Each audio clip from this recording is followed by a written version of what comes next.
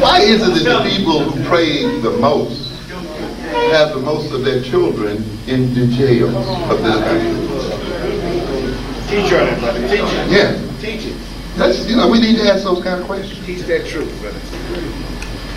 How is it that the people who don't see color to treat all people alike, who don't get into racism, that most of their children are in jails? And the other ones who see color, the other ones who deal exclusively with their ethnicity, their children are outside and their children are being fed and so forth.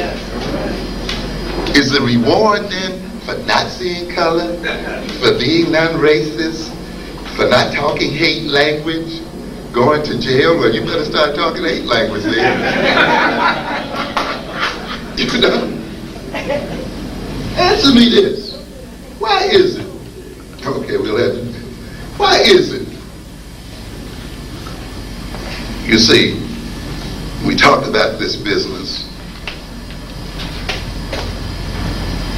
in this kind of situation. If God is no respecter of people, if God loves us all the same, not one group any better than the other, you get whole people being wiped out from the face of the earth. Does God love the Indians less? But no, you say he loves everybody the same. That's a dangerous kind of love, baby. Then it must say then God loving us all the same is not necessarily our basic protection. Because despite our being loved all the same and not one being held above the other, we see all kinds of inequalities in the world. And we've seen certain groups destroyed and wiped away from the face of the earth. And you know what I find amazing about that too? Is that the people who've done the greatest part of the wiping away are the people who worship the same God we do. Yeah. They pray to Jesus like we do, don't they? And yet somehow we got enslaved, and yet somehow we are brutalized and killed out here. We got to deal with some real issues here somewhere. There's something not quite right here. You know what else I find interesting? That those who were supposed to be the chosen people of God really got the ovens. So apparently it takes a little more than just praying. It takes a little more than just feeling like you got a special relationship to survive on this earth. Being the favorite of God apparently is not quite enough to protect you. And I can see why to a degree, because God has already blessed you with the mind. He's already blessed you with the brain. But we got some people who think it's holy not to use it. Teacher. Right. Yeah. Amen. Teacher. Yeah. They think the pursuit of knowledge is a sin. Yeah. The pursuit of learning is a sin.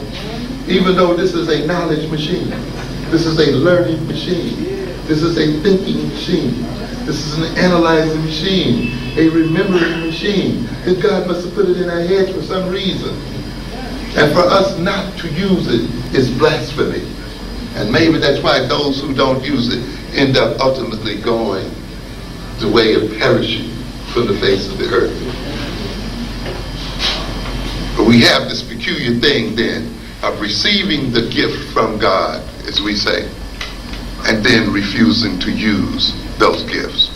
And yet we expect it to be protected by God when we reject the gifts he gives us. And you know I've talked about the gifts that black children have. Gifts second to none. We're given the best gifts in the world. We were the first people God ever even created. Teacher. All right. We have minds that are second to none. Yet somehow we've been deceived into thinking that to use them is to be non-black. That means our consciousness has been created by someone else.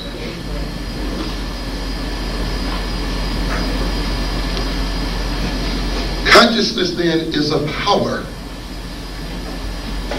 It's a type of power.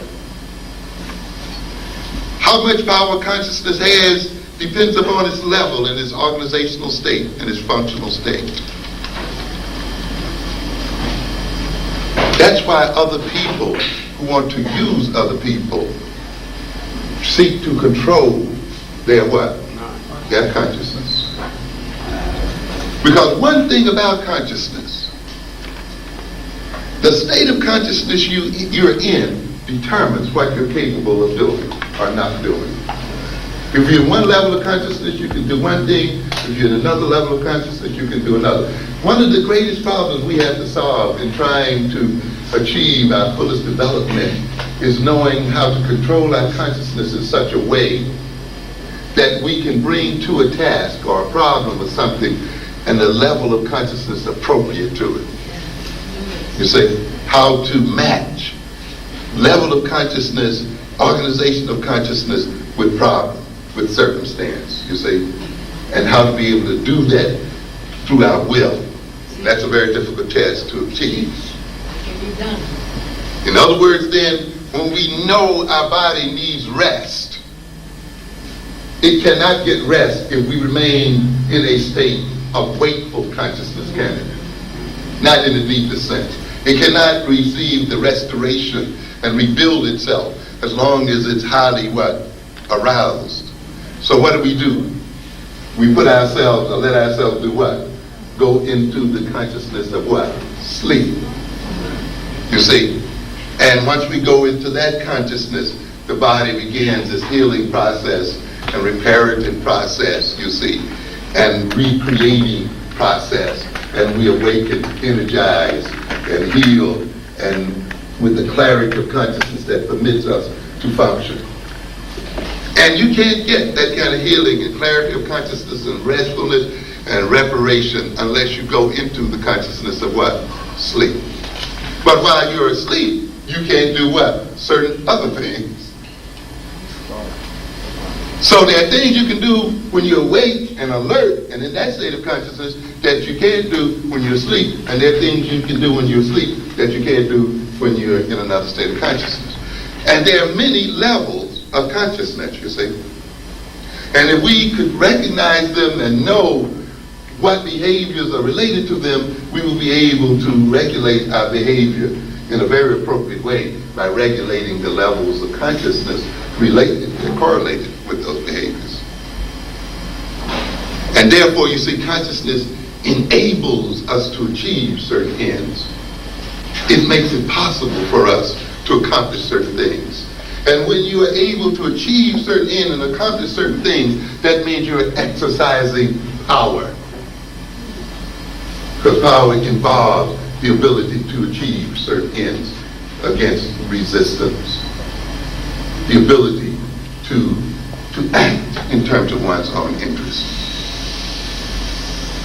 Depending on the state of consciousness you're in, you will relate not only to yourself in a various sort of way, but you will relate to others in different sorts of ways. If you're in a state of consciousness that you call anger, your relationship to that same person when you were in love changes, doesn't it? Your language changes, your body changes, everything changes when that state of consciousness is in possession. When you're feeling lovely and all of this, the language changes, the body changes, and other things happen. You see? Therefore, people who want to control other people seek to control their consciousness. Consciousness is to a good degree a social product, meaning that it is created as a result of the nature of the type of social interactions we have with other people to a good extent. And when you look then at the consciousness of black people in America and of African people in the world,